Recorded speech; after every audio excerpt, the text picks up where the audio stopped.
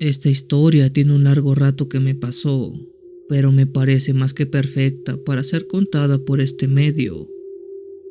Mi nombre es Gael y soy oriundo de un pueblo denominado Santa Elena Carrizos, un pueblo de tamaño mediano que está en el estado de San Luis Potosí.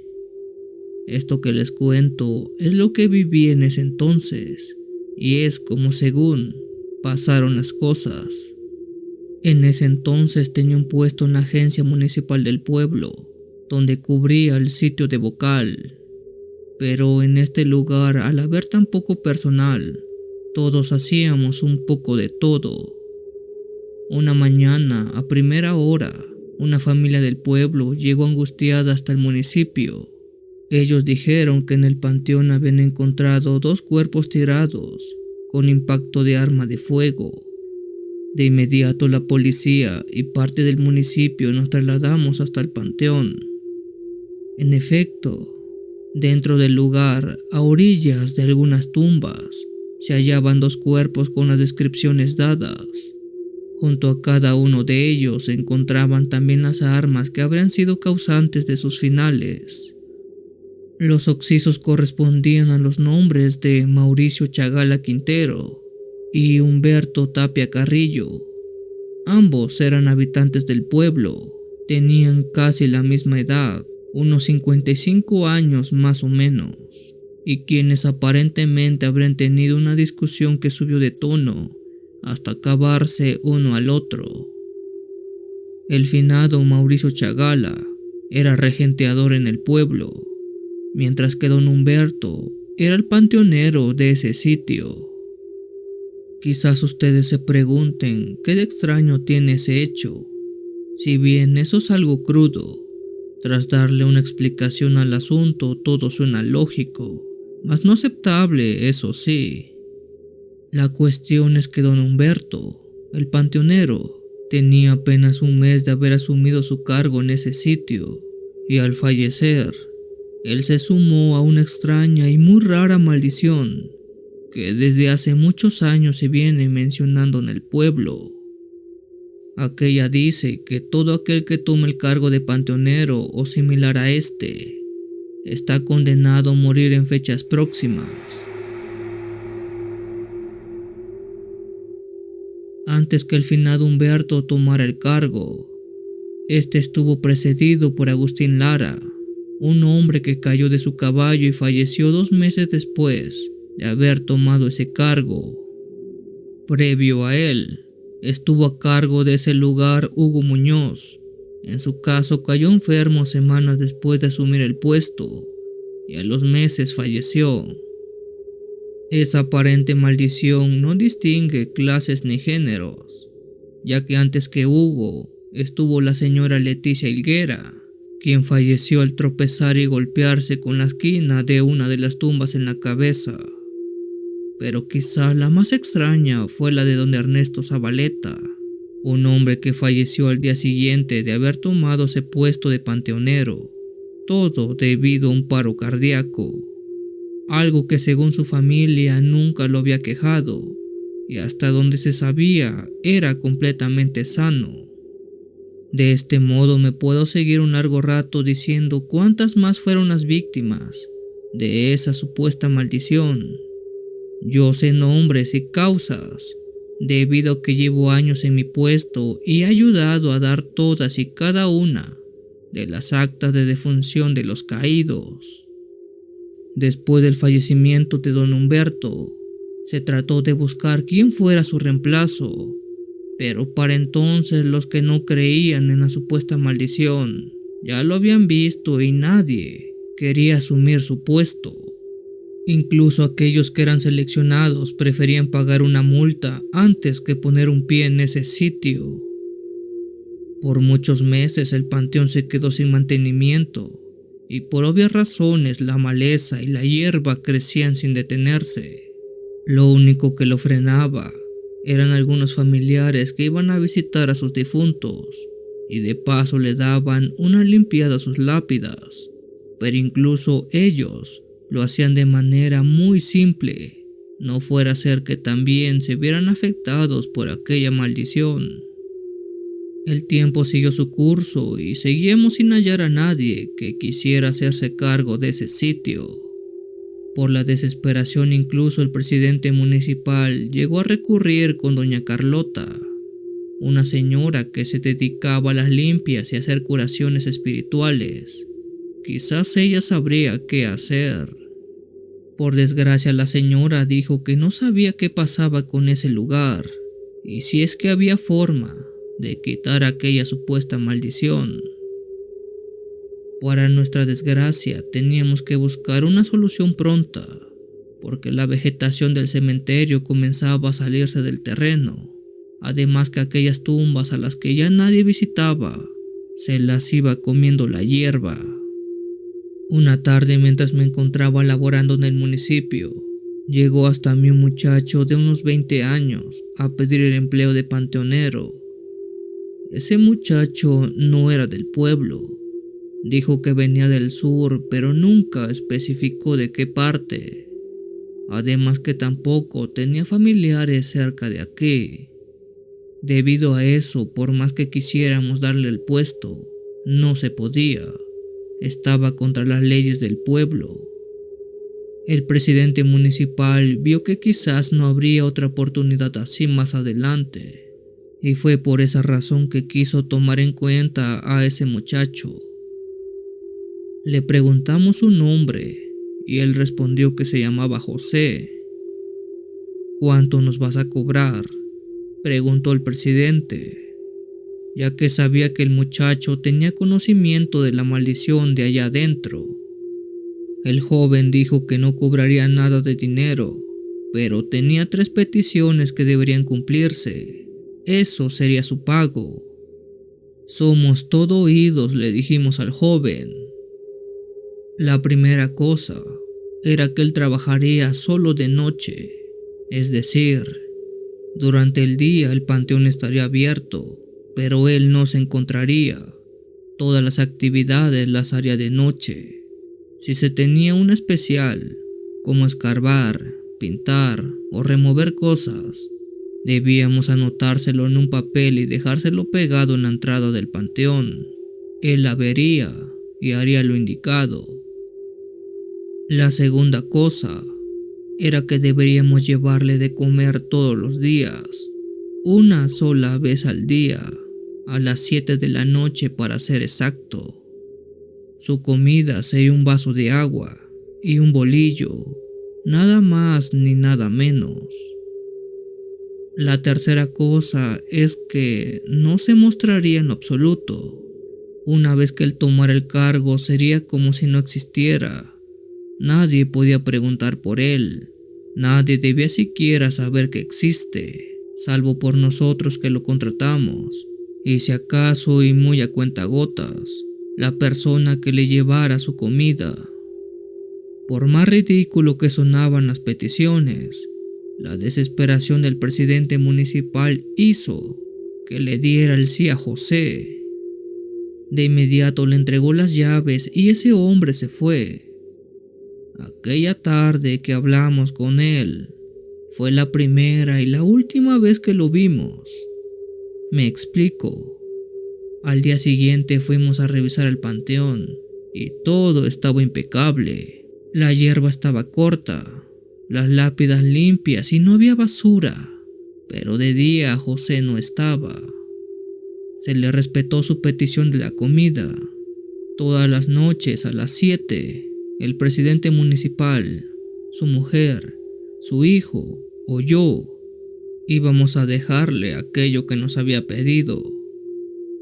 El hombre nunca se apareció jamás, pero siempre tenía el panteón impecable. Cuando se tenía una petición especial, se le escribía en una nota y se le dejaba en la puerta junto al material que fuera a ocupar, y al día siguiente todo estaba hecho. Aunque la gente preguntó 1000 veces quién era el panteonero, nadie sabía, y nosotros solo decíamos que trabajaba de noche. Eso bastaba para que no preguntaran más. Al fin y al cabo, el trabajo se hacía perfecto. Los años pasaron y todos fuimos relevados de nuestros cargos, pero aún así se seguía respetando que aquello que José pidió desde un inicio se siguiera haciendo. Mucha gente que pasaba y que pasa por un costado del panteón a altas horas de la noche dice ver una sombra que parece estar trabajando. A día de hoy sigue sin haber panteonero fijo en aquel sitio. Aunque ya no se le da de comer a José, este sigue teniendo intacto el panteón. Incluso se sigue viendo su sombra trabajar de noche.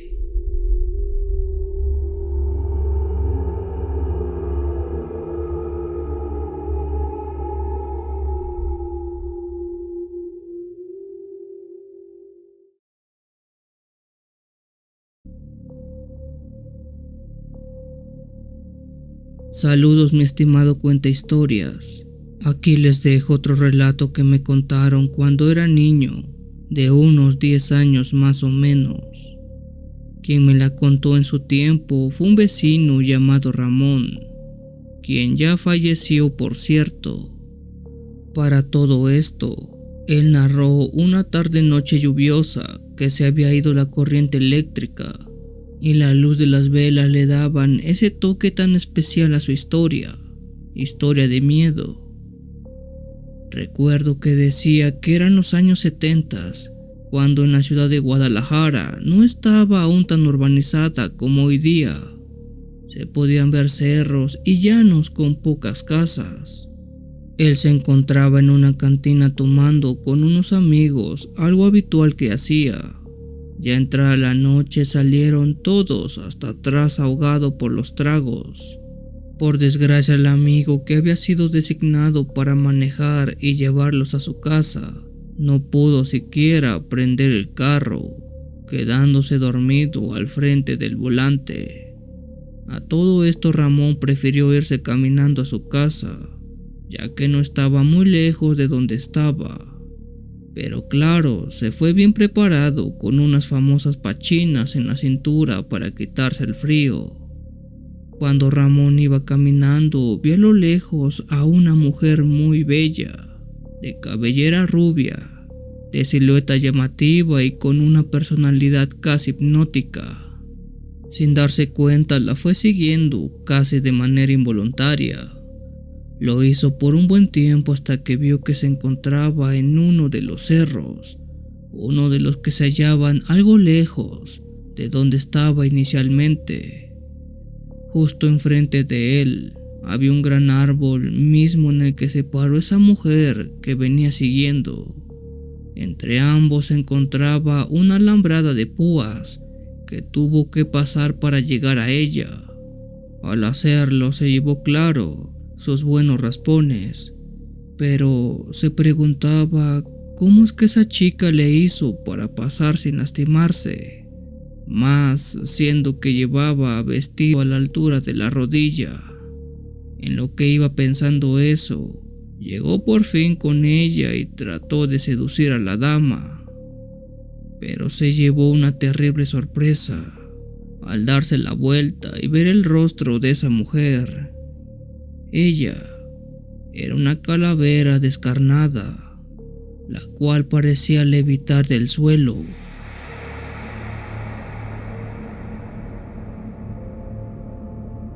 Ramón salió corriendo a todo lo que dieron sus piernas. Mientras lo hacía, escuchaba una risa muy escalofriante cerca de él. Cuando vio esa cerca de púas, sabía que no le daría tiempo de cruzar sin ser atrapado por eso que lo venía siguiendo, pero en un acto de adrenalina pura, brincó aquella cerca de un solo salto. De los mismos nervios hasta se le quitó lo tomado y siguió corriendo sin parar hasta llegar a la vecindad donde vivía en esa época. Al llegar tocó como loco. Quien la abrió fue su esposa. Ella lo vio pálido y sudando frío. Cuando se calmó le preguntó qué pasaba y él le contó lo sucedido. Le hizo el comentario a su esposa que eso que vio era el mismísimo diablo que le dio el susto de su vida. Desde esa vez Ramón ya no volvió a andar por las noches tomando, y mucho menos fuera de su casa.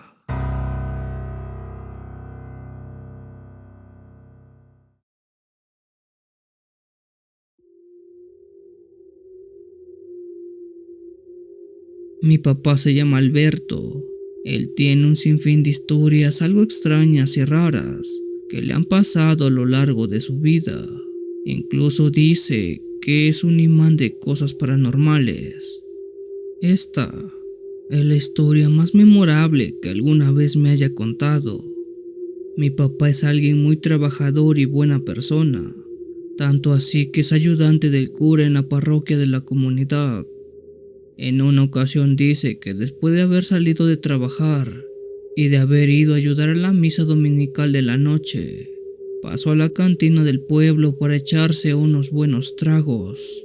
Mi papá era muy trabajador y muy bueno en muchos aspectos, pero la bebida fue una de sus grandes debilidades por algún tiempo. Bueno, él dice que ese domingo se la pasó bebiendo un largo rato. Dieron las 8, las 9, las 10, así hasta casi medianoche. Una vez que ya no tenía dinero para seguir tomando, el cantinero le dijo que se fuera a casa ya que era muy tarde. Mi papá salió de la cantina y caminó unos cuantos metros. Debajo de un poste de luz estaba un hombre vestido con ropa muy elegante que le habló. Buenas noches, amigo. Veo que ya no tiene dinero para seguir la fiesta. Dígame, ¿le gustaría ganarse unos pesos? Mi papá se paró y, a pesar de ir tomado, entendió perfectamente lo que aquel señor le dijo. Mi papá se acercó y le preguntó qué tenía que hacer. El señor elegante sacó de su bolsillo una moneda y le dijo: ¿qué tal si nos jugamos una apuesta? Lanzo esta moneda, si cae águila, usted gana y le doy un muy buen dinero para que siga tomando. Pero si cae el sol, usted se viene conmigo. Vamos, amigo, acepte. ¿O acaso tiene miedo? Mi papá se le quedó viendo a ese hombre y le dijo: acepto, pero tengo una condición. La moneda que ha de ser lanzada será una de las mías. Mi papá siempre tenía una moneda de 1 peso en su bolsa.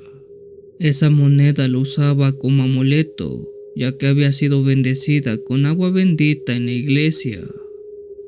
Mi papá sacó su moneda y le dijo a ese hombre elegante: ¿acepta la apuesta, amigo, o tiene miedo? No le quedó más remedio que aceptar a ese hombre elegante. Mi papá lanzó la moneda y, tras dar varios giros en el piso, cayó águila. Mi papá había ganado ese volado. El hombre de traje sacó de su bolsillo un puñado de billetes arrugados y se los dio a mi padre, quien ya no regresó a la cantina, mejor se fue a casa. Él avanzó unos metros y volteó hacia el poste donde ese hombre estaba, pero para ese entonces él ya no se encontraba. Había desaparecido.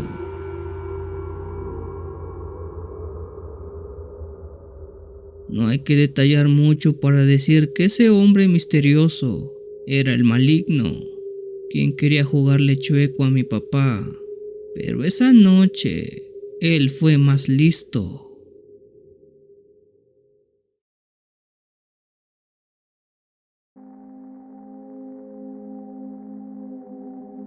Me llamo Omar y esto que les cuento es muy especial para mí y es algo que me gustaría poder compartir con todos ustedes. Hace apenas unas semanas mi abuelo paterno falleció. Él se llamaba Régulo y durante toda su vida fue un buen hombre. Él era de esos hombres de antes, hombre de campo. de los que se levantaban a las 4 de la mañana para ir a trabajar las tierras, de los que tenían manos llenas de callos y su mirada, bueno, la mirada cansada por sacar adelante a todos sus hijos. En el pueblo hay una cantina donde casi todos los hombres van a pasar y desahogar sus penas. En ese lugar mi abuelo, por más de 55 años, fue casi todos los días a tomarse un caballito de mezquite. El mezquite es una bebida especial que solo se prepara aquí. Es una mezcla de mezcal con licor de guayaba y una pasa. Mi abuelo no tomaba hasta perderse, solo iba por un par de mezquites antes de llegar a la casa a comer. Cuando mi abuelo enfermó por cosas propias de la edad, dejó de ir a trabajar, dejó de salir y, por supuesto, dejó de ir por su tan querido mezquite. Recuerdo que un martes, a eso de las 11 de la mañana, mi abuelo se encontraba postrado en su cama cuando me llamó. Con voz suave dijo que tomara unos pesos de su cajón y que le fuera a comprar un mezquite. Enseguida fue a la cantina donde el señor Carlos, el cantinero, me preguntó por mi abuelo. Es raro no verlo. Desde que tu abuelo dejó de venir siento que algo falta. Es como si le faltaran horas a mi reloj, dijo don Carlos. Después de eso me dio un mezquite y me dijo, dile que este es cortesía de la casa. Al llegar a la casa, mi familia estaba alrededor de mi abuelo. Yo le entregué el mezquite y, aunque se le dificultaba beberlo, al final logré ver esa sonrisa que solo él sabía hacer después de tomar su bebida. Esa misma tarde, mi abuelo falleció y dejó un gran luto en la familia. De vez en cuando voy a la cantina y me echo un mezquite en honor a mi abuelo.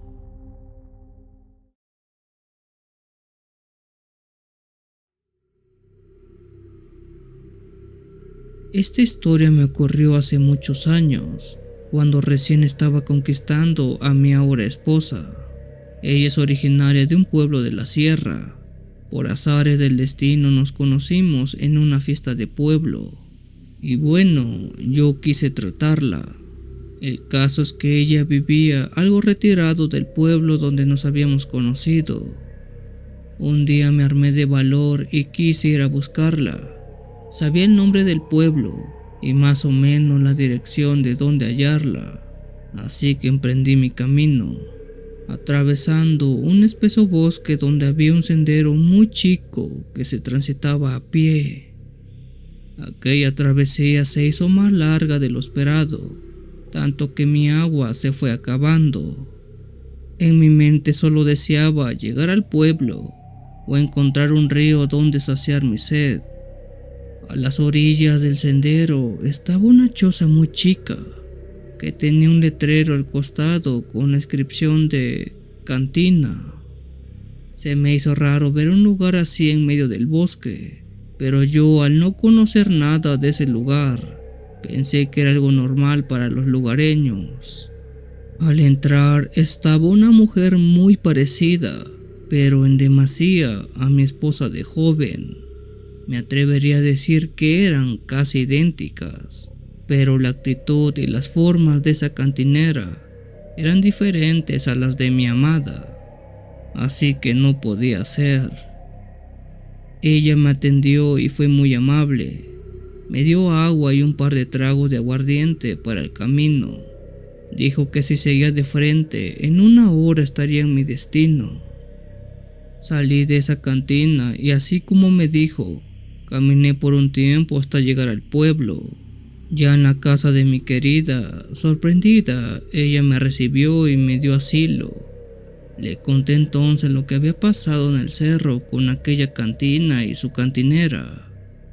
Mi querer se quedó atónita y dijo, en el cerro no hay ninguna cantina.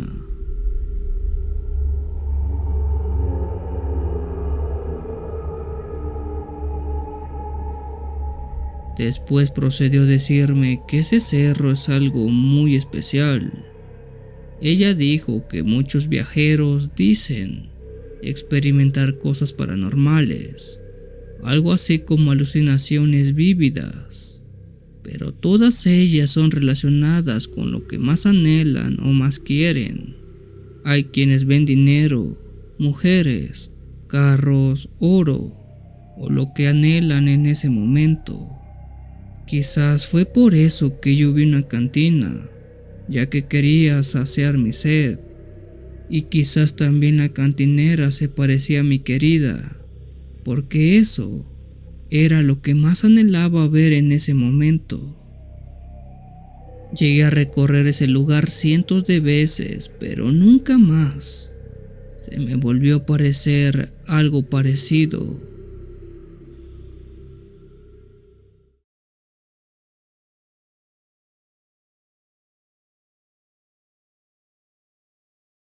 Buenas noches, amable y plácida comunidad de Cuenta Historias. Esta noche me complace mucho traerles un relato que es sumamente especial por la temática del asunto. Me gustaría mencionar que esto se hace desde el límite del respeto y sin la intención de ofender a nadie.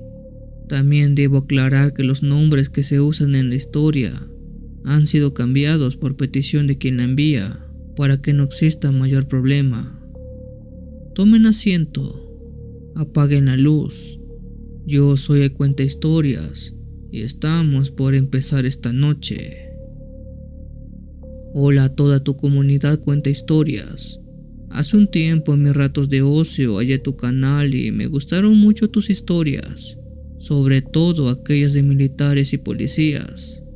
Muchos podrían creer que son cuentos o historias sacadas de la manga, pero los que hemos estado toda nuestra vida sosteniendo un fusil y caminando en medio de la nada, sin saber si habrá un mañana, sabemos perfectamente que allá afuera hay cosas que jamás entenderemos. Soy originario de una parte de la sierra, un lugar donde la vida es muy complicada y dura. Cerca de ese lugar está la plaza de uno de los grupos delictivos. Sé que sonará muy crudo, pero al no haber trabajo fijo en ese sitio, muchos somos reclutados y puestos a sus servicios en fin de poder ganar un buen dinero haciendo trabajos sucios. La necesidad hizo que me viera tentado a entrar a esta organización a los 19 años. Junto a mí había 5 o 6 personas más que también habían sido reclutados. A todos nosotros nos enviaron a un lugar escondido en lo más profundo de los bosques para ser capacitados. Todos formamos un grupo temporal que estaría al mando de un hombre a quien llamaremos el Rayo. Este hombre ya era de edad avanzada, pero tenía mucha experiencia en el campo. Había sido la mano derecha del líder de la organización por muchos años, hasta que en uno de sus enfrentamientos perdiera una extremidad y eso no lo dejara desempeñarse al 100%. El Rayo era ahora el encargado de adiestrar y dar conocimiento a cada uno de los nuevos integrantes. Él nos decía cómo correr, cómo escondernos, cómo apuntar, cómo sostener y cómo disparar, además de otros gajes del oficio, como saber diferenciar mercancía buena de la mala, billetes falsos de verdaderos, así como tener bien marcadas las zonas nuestras y la de los enemigos, aquellos otros grupos organizados que querían hacerse de nuestro territorio. El Rayo fue muy específico con nosotros en todos y cada uno de los detalles que nos decía. Al paso de 3 semanas de estar con aquel hombre, a todo el grupo de personas se nos avisó que en los próximos días seríamos llevados a un lugar especial para que nos dieran las últimas indicaciones, y más adelante cada uno de nosotros sería enviado a una zona distinta del estado para apoyar a su comandante correspondiente. Para ese entonces ya éramos 8 personas que fuimos adiestrados y estábamos listos para la última clase.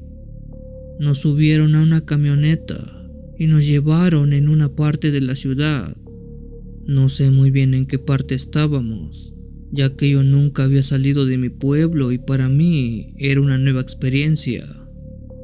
Ya casi al caer la noche llegamos a una clase de vecindad que parecía abandonada. Los 8 bajamos y se nos dijo que camináramos todos de frente hasta tocar pared. Ahí ya estaban esperándonos. Al fondo de ese lugar se encontraba el rayo y una mujer anciana. La mujer preguntó: ¿son todos? El rayo dijo con voz seca que sí. A todos se nos trasladó a una sala muy oscura y húmeda. Solo tenía un foco y un par de tablas como sillas. La señora dijo que cada uno sería llamado en su momento y deberíamos entrar en la puerta que estaba justo enfrente de nosotros. Pidió que fuéramos pacientes, ya que este proceso es muy tardado. Uno a uno mis compañeros fueron pasando cuando los iban llamando. Aquellas paredes eran muy gruesas y casi no se podía oír nada. Si uno prestaba atención, quizás algunos gritos o algo similar a eso se escuchaba, pero a decir verdad no puedo asegurarlo. Quizás solo fue el nerviosismo lo que me hizo oír eso. Tras 2 horas de esperar, yo fui el sexto en pasar. Me levanté y abrí la puerta de enfrente. Detrás de la puerta había un largo pasillo de unos 10 metros que conducía a una escalera de metal que daba un cuarto en un segundo piso. Al abrir la puerta, entré a un cuarto amplio lleno de veladoras negras. Aquellas luminarias destellaban y dejaban ver perfectamente un altar de buen tamaño. Aquel altar pertenecía a la Santa Muerte.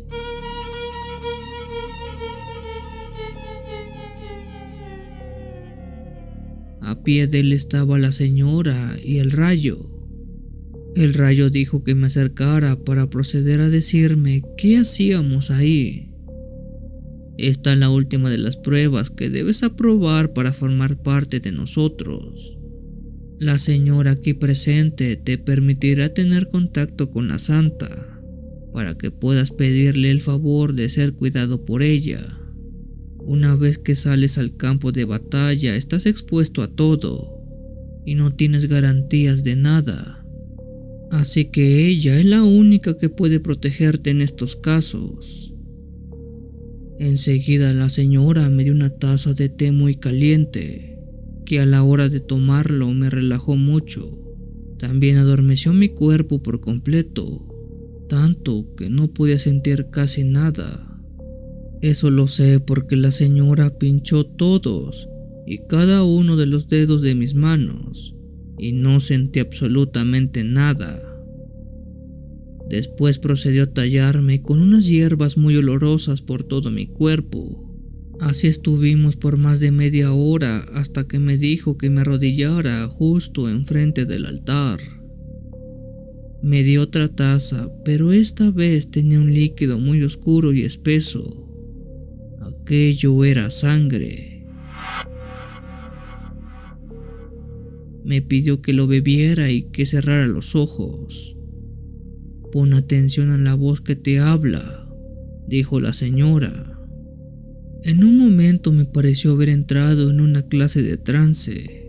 No podía ver ni oír nada. Todo se volvió oscuro y me dio mucho miedo.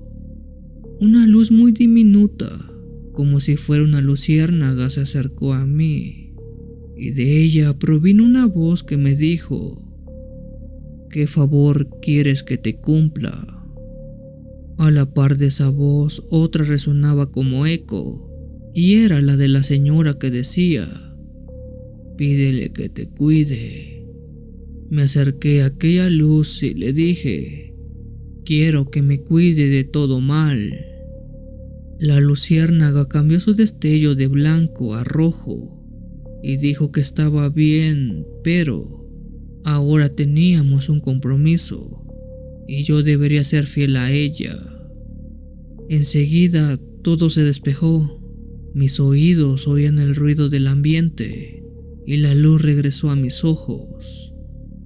Sentí el estómago muy caliente y en la espalda tenía un ardor insoportable. El dolor de mi espalda no era otro que el rayo sosteniendo una clase de fierro caliente que me colocó en la piel y me marcó como si fuera un animal. Aquellas marcas eran las siglas de la agrupación a la que ahora pertenecía. El dolor que sentía, aunado con el cansancio de la ceremonia, hizo que cayera desmayado y no supiera qué pasó después. No estoy seguro cuánto tiempo habría pasado, pero desperté en aquel campamento donde nos habían adiestrado tiempo atrás. De los 8 que fuimos llevados a esa ceremonia, solo logré ver 7. Al otro ya nunca volvimos a verlo, aunque dicen las malas lenguas que él se quedó en el viaje. Otra forma de decir que había muerto. Al día siguiente, el rayo dijo que ya se nos había asignado comando a cada uno de nosotros, y de ahora en adelante debíamos seguir las órdenes de nuestros superiores. En lo que íbamos ascendiendo de puesto, siempre debíamos tener la cabeza agachada y hacer todo lo que se nos pidiera. Yo fui enviado a la zona costera con un comando que estaba luchando por hacerse de ese territorio, ya que otro grupo se estaba queriendo sentar también ahí. Por varios días no tuvimos nada de acción. Paseaba por las calles en la camioneta y distribuíamos nuestra mercancía sin mayor percance. Fui conociendo los que serían mis colegas y compañeros de trabajo. Me sorprendió que en ese lugar había personas de todo el país. Una madrugada, a eso de las 3, nos dieron el pitazo que un grupo de nosotros se estaba enfrentando con los rivales en la plazuela y necesitaban apoyo. Enseguida nos vestimos y fuimos a apoyarlos. Recuerdo muy bien que mi comandante, a quien le decían el Topo, me dijo: "Hoy debutas, muchacho. Veamos si naciste para comer o ser comido". Al llegar al lugar de la batalla se oían detonaciones de todos lados. Había varios tipos ya batidos en el suelo, tanto nuestros como los del contrincante. Yo puse a prueba todo lo que me habían enseñado, esperando fuera suficiente. Encañoné mi arma y tiré apoyo.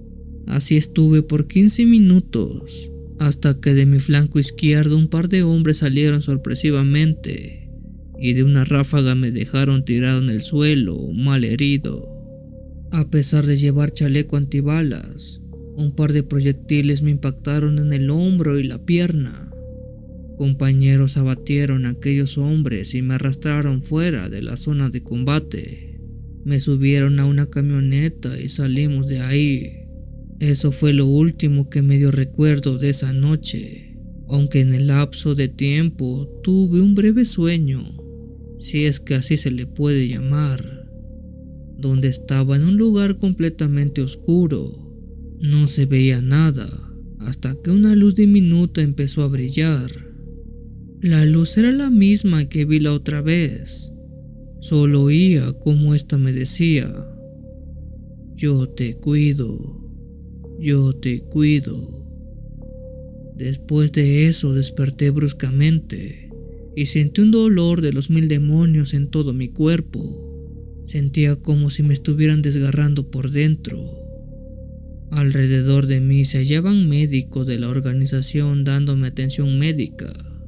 Después de unas horas de operación, lograron salvarme la vida.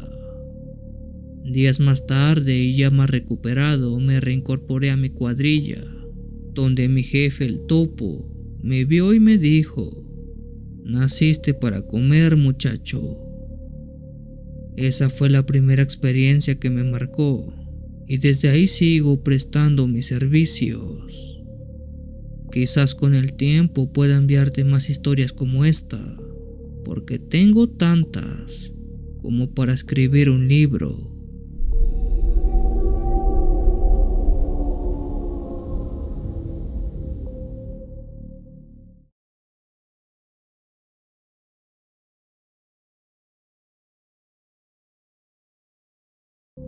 Muy buenas noches, tengan todos ustedes amable y cálida audiencia. Mi nombre es Raúl Nolasco. El hecho de hallarme aquí es por dos motivos muy curiosos. El primero es porque desde hace ya un tiempo le encontré aprecio a este tipo de canales donde se cuentan relatos de suspenso y terror. La segunda razón es porque creo que aquí es el mejor medio de compartir aquello tan extraño que me sucedió hace tiempo y de lo cual aún tengo secuelas. Para entrar en materia, debo contar que soy un hombre adulto. Tengo 31 años de edad y vivo solo. Durante 4 años mantuve una relación amorosa con Liliana, una chica que conocí en uno de mis empleos y con quien por todo el tiempo que llevábamos juntos ya habíamos planeado incluso casarnos. Sin embargo, en los últimos meses de esa relación empezamos a tener constantes roces y problemas. Incluso lo más chico, como el quién dejó abierta la ventana o qué comeremos hoy, era motivo para armar un pleito muy grande. Por esa razón ambos decidimos mejor terminar esa relación, ya que no se le veía un futuro positivo. Aquella ruptura me dejó devastado por mucho tiempo. Caí en depresión, de la cual incluso la terapia no me ayudaba mucho. Al tiempo, mientras venía del trabajo, crucé miradas con una chica un par de años menor que yo, de la cual quedé bastante fascinado. Hasta ese entonces nunca había tenido la iniciativa de conversar con alguien desconocido, pero esa vez fue una donde sentía la necesidad de saber quién era esa mujer. Fernanda, ese es el nombre de aquella chica, de quien una vez platiqué, quedé realmente enamorado. Salimos un par de veces en días posteriores para finalmente hacernos novios. Durante varios meses nuestro noviazgo era de lo más normal y tranquilo posible. Hacíamos lo que toda pareja hace: salir de paseo, comer, visitar lugares y contarnos nuestros más profundos secretos. Por obvias razones y para que en un futuro no existiera algún tipo de problema, le conté sobre Liliana, mi exnovia, a quien Fernanda al escuchar su nombre hizo una mueca de disgusto. Con voz molesta dijo que la conocía, pero no era necesario hablar de ella. Lo que pasó entre nosotros no tenía importancia. Aquellas palabras me dieron seguridad al ver que Fernanda era madura para entender y ayudarme a olvidar ese mal momento. Al cumplir un año de novio le propuse matrimonio, ya que me sentía muy motivado, además de entender que ella era la persona indicada para mí. Para anunciar nuestro compromiso la llevé a la casa de mis padres para que la conocieran, pero mi madre, desde el momento en que la vio, dijo que esa mujer no sería buena para mí. Algo había en ella que no le agradaba nada. Me repitió en varias ocasiones que recapacitara y pensara bien las cosas, ya que el matrimonio no es algo que deba tomarse a la ligera. Esto dicho hizo que me molestara con mi madre. Ya era un adulto y podía escoger con quién estar. Una vez que medio arreglé el problema con mis padres, Fernanda me llevó a conocer la casa de su madre. Fernanda aún vivía con ella, pero hasta ese entonces nunca había entrado hasta allá. Solo la dejaba afuera o en la esquina de esta. Sin embargo, su madre sabía muy bien de mí, y por lo que ella me había dicho, aceptaba totalmente nuestra relación. Fernanda me invitó a entrar a su casa y por fin pude conocer a su madre, una persona de 55 años de edad llamada Beatriz. La señora me recibió con gusto y fue muy atenta conmigo. Cuando le comenté sobre nuestro compromiso, ella se emocionó e incluso quiso ser la madrina de nuestra boda. Aquella visita pudo haber sido completamente placentera si no fuera por algo que vi en ese mismo lugar. En la casa de la señora se podía respirar un aire bastante particular, uno a incienso y a cera de velas.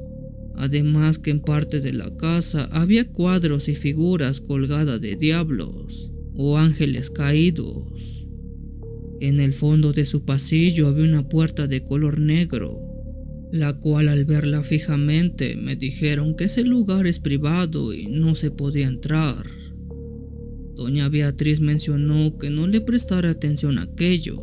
Ella tenía una fe distinta a la católica, pero eso no afectaba a su hija, quien sí era católica. Desde aquella visita a la casa de la señora se hizo habitual ir un par de veces o incluso 3 veces por semana a traerla, dejarla o pasar tiempo con Fernanda. Los preparativos de la boda ya estaban en puerta y al parecer todo estaba muy bien. Con el paso del tiempo y mientras invitaba a más gente al compromiso, las malas lenguas empezaban a hablar de mí. Bueno, más bien de Fernanda y su madre. Un amigo cercano me preguntó si en verdad quería comprometerme con ella. Le pregunté a qué se refería. Él dijo que tenía el conocimiento que la madre de Fernanda era alguien de mucho cuidado. Le pedí fuera más claro con eso.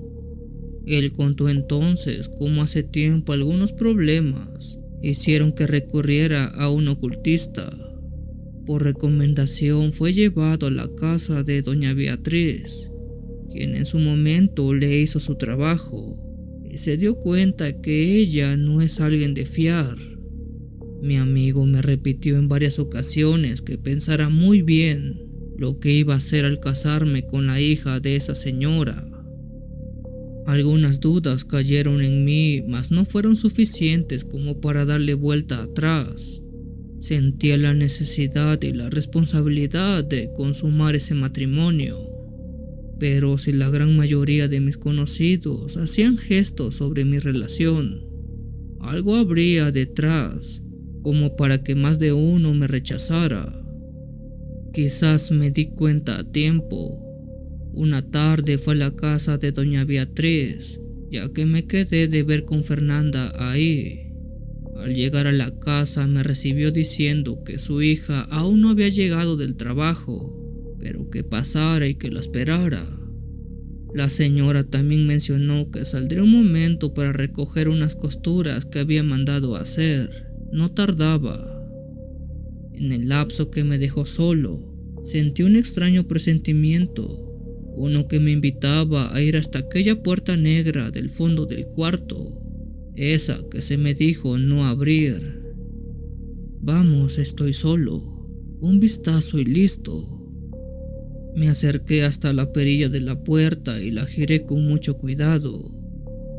Detrás de aquella puerta estaba un altar, uno gigantesco, uno que cubría toda la pared del cuarto.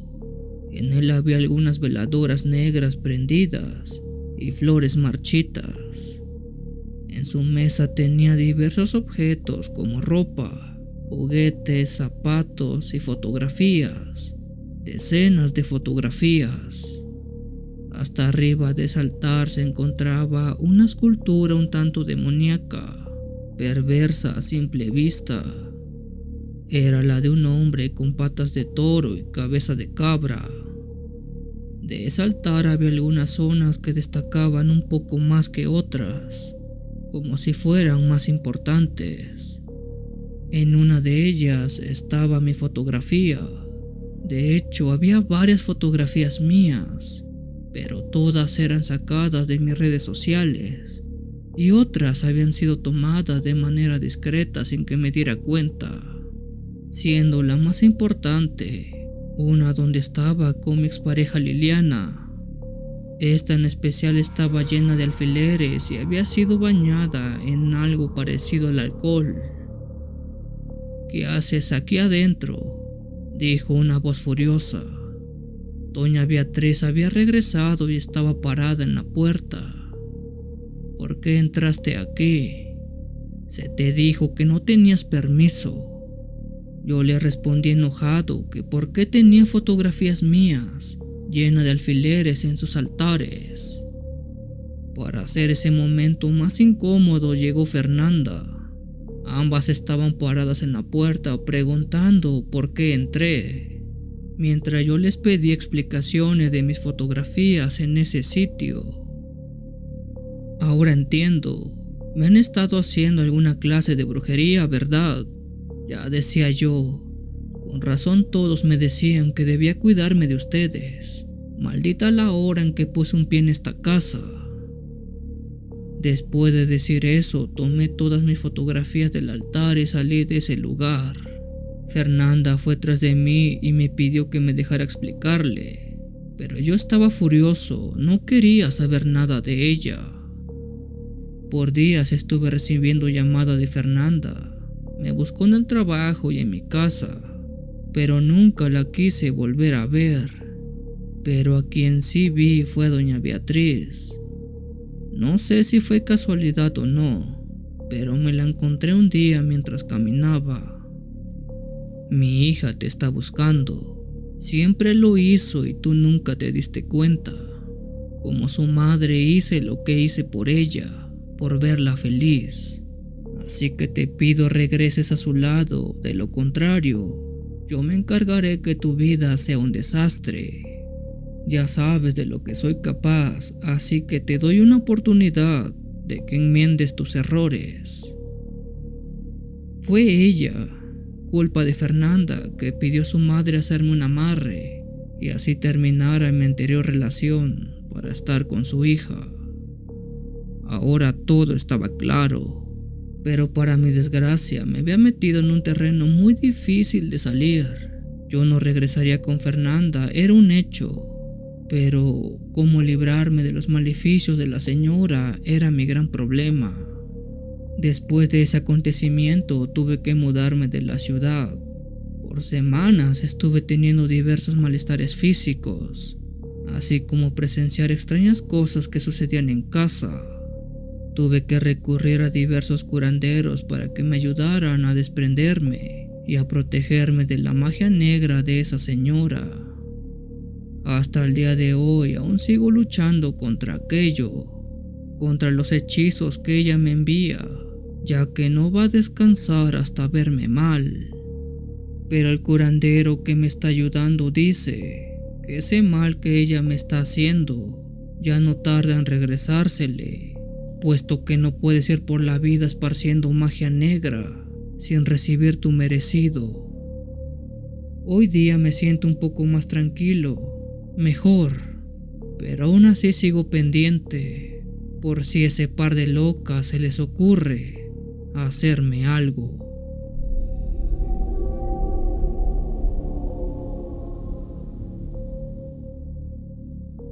Si tienes alguna historia que desees compartir con esta agradable comunidad, te invito a enviarla, ya sea por correo o la página de Facebook. Los links están en la descripción del video.